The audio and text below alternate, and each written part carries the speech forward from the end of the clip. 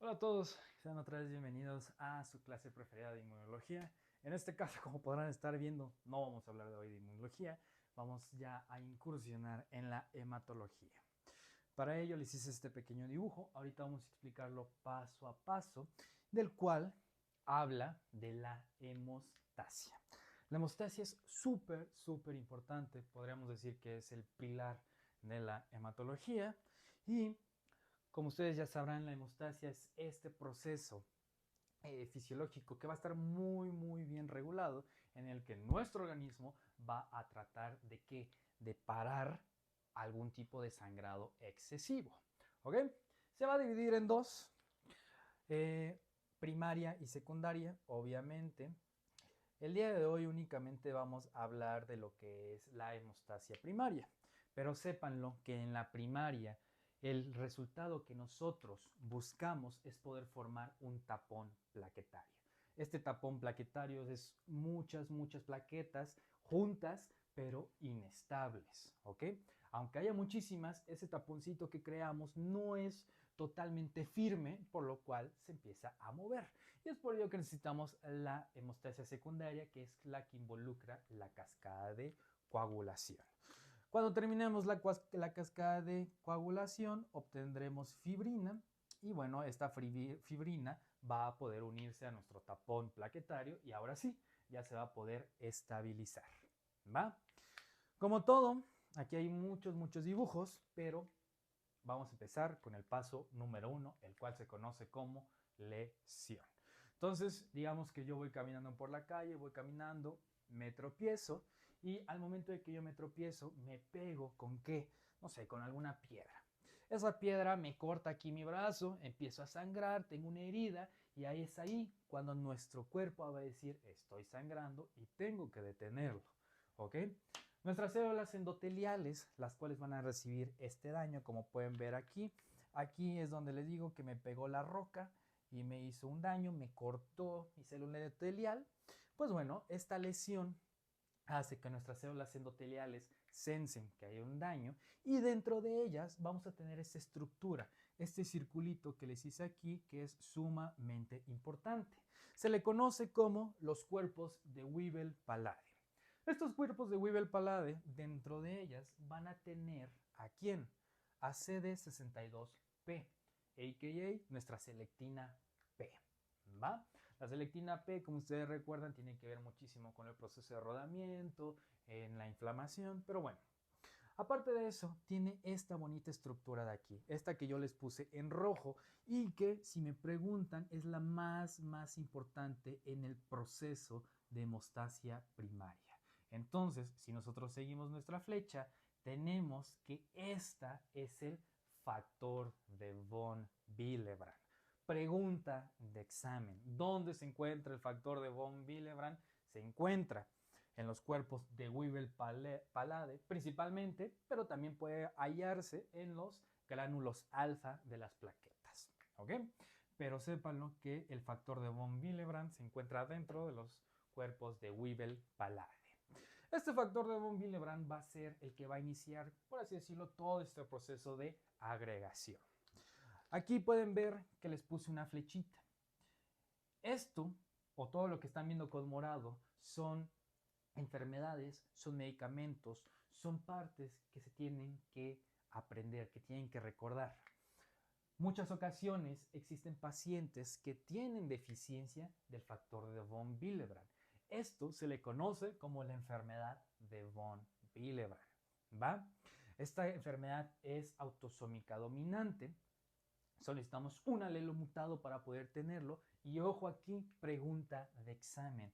Es el trastorno hemorrágico más común que existe, ¿ok? Pregunta de examen. ¿Cuál es el trastorno hemorrágico más común? La respuesta es la enfermedad de von Willebrand. Esta la podemos hallar en pacientes que tengan tiempos de sangrado prolongado, que tengan tromboplastina también elevada. ¿Esta por qué? Porque el factor de von Willebrand está involucrado con el factor número 7 de qué? De la cascada de coagulación. ¿Va? Y pues bueno, ya nuestro cuerpo va a censar que existe este daño, se libera el factor de von Willebrand y se pega acá. Mucho ojo aquí. Este daño endotelial va a llevar a que nosotros tengamos una vasoconstricción. Esta vasoconstricción va a estar dada principalmente por la endotelina o por algún reflejo neural, ¿va? Y lo que va a hacer, pues la endotelina, el reflejo, es generar vasoconstricción. ¿Para qué? Para darnos así tiempo extra. Este tiempo extra va a ser para que nuestras plaquetas se puedan unir acá, a nuestro colágeno. Y otra que yo les puse aquí es la desmopresina. Ustedes recordarán que la desmopresina es un análogo sintético, exactamente, muy bien, de la vasopresina. Entonces, esta desmopresina lo que hace es que estimula la liberación del factor de von Willebrand. Lo necesitamos, no en todas las ocasiones, pero nos puede ayudar también a que esta de acá sea liberado mucho más rápido por nuestros cuerpos de Weibel-Palade. ¿Va? Entonces, completamos la primera parte, que es lesión, pasamos a la exposición. El factor de von Willebrand, ¡pum!, se une a este colágeno que tenemos aquí. Todas estas líneas que ustedes están viendo es colágeno. Normalmente el colágeno se encuentra, por así decirlo, cubierto por las células endoteliales. No debe de estar expuesto. Al momento de que existe una exposición de nuestro colágeno, es ahí cuando nosotros pensamos algo anda mal, hemos recibido algún daño. ¿Ok? Entonces, pues bueno, nuestro factor de von Willebrand, que viene de dónde? Muy bien, principalmente de los cuerpos de Weibel-Palade, se une acá, al colágeno. Y esto, pues ya va a permitir la unión de nuestra célula, de nuestra plaqueta, este circulito que nosotros tenemos acá. Punto muy importante.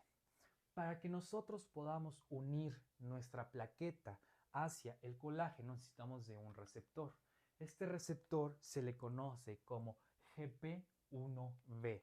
Pregunta de examen, pregunta de examen. ¿Cuál es el receptor que está involucrado en el proceso de adhesión? La respuesta es GP1B. Y hasta ahí todo sencillo. Listo, se une GP1B aquí al factor de Willebrand y ya empieza todo el proceso. Continuamos con el proceso de hemostasia primaria. Pero ¿qué sucedería si nosotros no tuviésemos este receptor de aquí? Pues bien, si nosotros no tuviésemos este receptor, tendríamos una enfermedad, un síndrome que les puse aquí abajito, que se le conoce como el síndrome de Bernard-Soulier. ¿Ok? El síndrome de Bernard-Soulier es una enfermedad autosómica recesiva que igual está caracterizada por un tiempo prolongado de sangrado. ¿Ok? La pregunta aquí que les pueden hacer es: enfermedad caracterizada por un defecto en el sangrado donde hay una prolongación y que está involucrada con la adhesión. La respuesta es síndrome de Bernard-Soulier, es decir, una deficiencia de GP1B. Si no tenemos GP1B, pues no vamos a unirnos ¿a qué? Al factor de von Willebrand. Ahora, acá les puse otra en morado y esta es la ristocetina.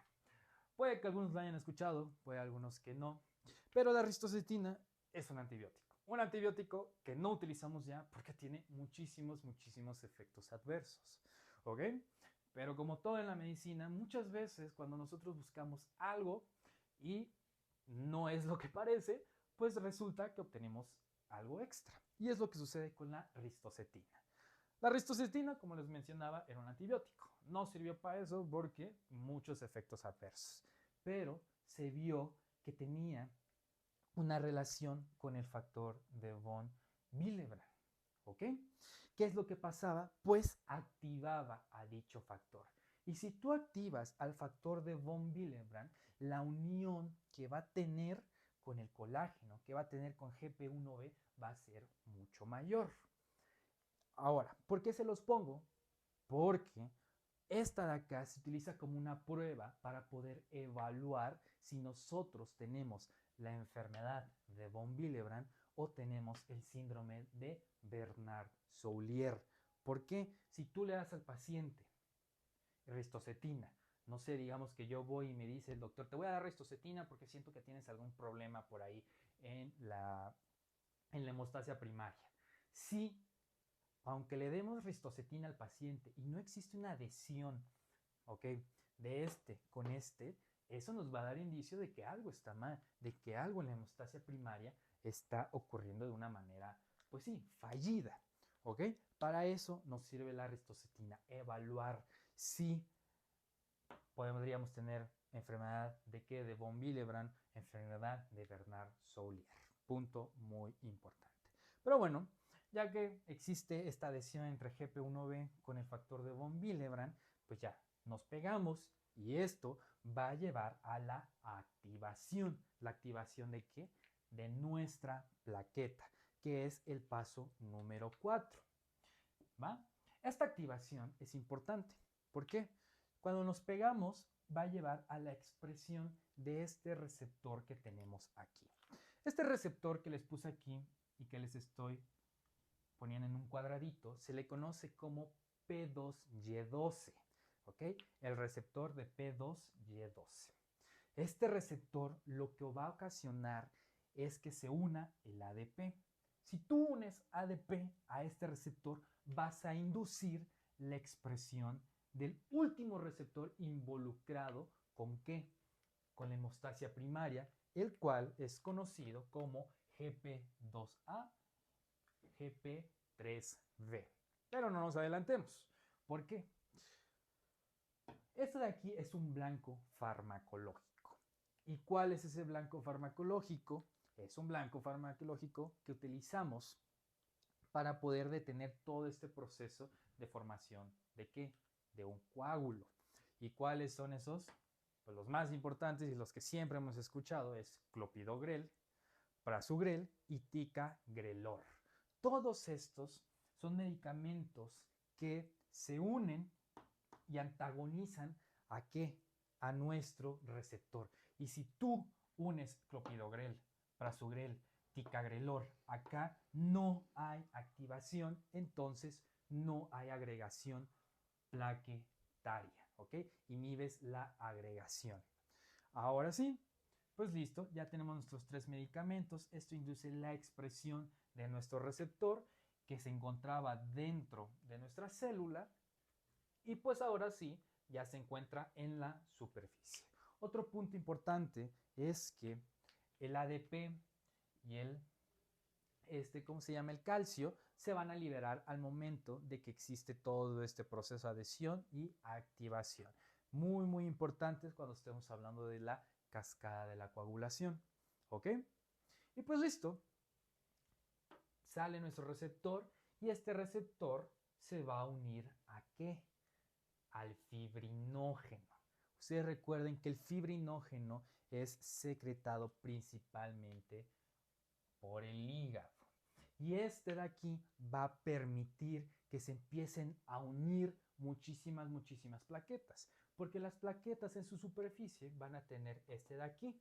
Entonces, este de acá es este de acá y este de aquí es este.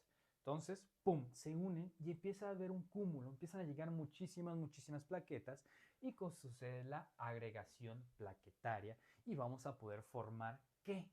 Exactamente, el tapón plaquetario. Inestable lo es. Necesitamos la cascada de coagulación. Así es. ¿Por qué? Porque nos va a dar fibrina. Pero ojo, este receptor es otro blanco farmacológico. Lo que van a hacer estos medicamentos, pues obviamente es impedir que haya una unión del fibrinógeno. Y si tú impides que haya la unión del fibrinógeno, ¡pumba!, no va a haber agregación plaquetaria.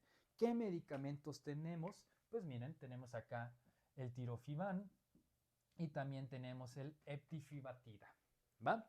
Estos de acá son medicamentos directos para la inhibición del receptor de GP2A y GP3V. Este de aquí los inhibe, por eso les puse acá el signo negativo. Pero como podrán estar viendo acá, le saqué otra flechita. Y esta otra flechita significa que es una enfermedad. ¿Cómo se conoce esta enfermedad? Esta enfermedad se conoce como la trombostenia de Glanzmann. Esta trombostenia de Glanzmann es un defecto en el cual no vamos a tener estos receptores. Y si no tenemos estos receptores, ¿qué creen que pase? Muy bien. No va a haber agregación plaquetaria. Es otra vez una enfermedad autosómica recesiva y que va a estar caracterizada por un tiempo de sangrado prolongado. Cuando ustedes vean sus exámenes, les van a tratar de confundir entre esta y esta, porque son bastante similares. Ambas son autosómicas recesivas, ambas tienen un sangrado prolongado, pero tienen que ver en distintas etapas de la hemostasia primaria. Entonces, si les ponen que no está bien la adhesión, ustedes responden Bernard-Soulier. Si les ponen que no está bien la agregación, ustedes ponen trombostenia de Glanzmann, ¿va? Y pues bueno, ya después que eso es ya esa parte, pero se une plaqueta con plaqueta gracias a este receptor al fibrinógeno y pum, empezamos a formar nuestro, ¿cómo se dice? Nuestro tapón plaquetario. Acá les puse otro que es el AA. El AA es el ácido araquidónico. El ácido araquidónico, como ustedes bien saben, es precursor de muchísimas cosas. Que sí de leucotrienos, que sí de prostaciclinas, prostaglandinas, pero también de tromboxano. Y el tromboxano A2 es muy importante y tiene que ver con la agregación porque va a promover la agregación plaquetaria. Pero puede ser inhibida de manera irreversible por la aspirina. Y listo, eso es la hemostasia primaria. Recuérdenlo, son 5 pasos. Una lesión, una exposición, una adhesión, una activación y una agregación. Esto con el objetivo de formar el tapón plaquetario. Un tapón plaquetario son muchísimas plaquetas unidas, inestables. Para eso necesitamos la hemostasia secundaria. ¿Ok? ¿Qué quiero que recuerden aquí? El factor de von Willebrand es el que va a iniciar, por así decirlo, todo este proceso. Porque sin el factor de von Willebrand no hay adhesión plaquetaria. Y si no hay adhesión, pues obviamente no va a haber agregación. ¿Ok? Y pues bueno, eso es el tema del día de hoy. Enfermedades, recuérdenlo, con verde. Este receptor es muy importante, en morado. Receptores, este es muy importante. Medicamentos, sepan que inhiben clopidogrel, pues ya saben que aquí pues inhibe la activación de qué, nuestro ADP, del receptor que diga, el tirofiban, eptifavitida, pues bueno, también inhiben directamente a estos receptores. Es un tema un tanto complicado, pero que sepan que si ustedes recuerdan todo esto, van a tener más que suficiente para poder entender procesos posteriores. ¿Ok? Si hay alguna duda, me pueden escribir. Y pues bueno, tengan bonita noche. Cuídense mucho.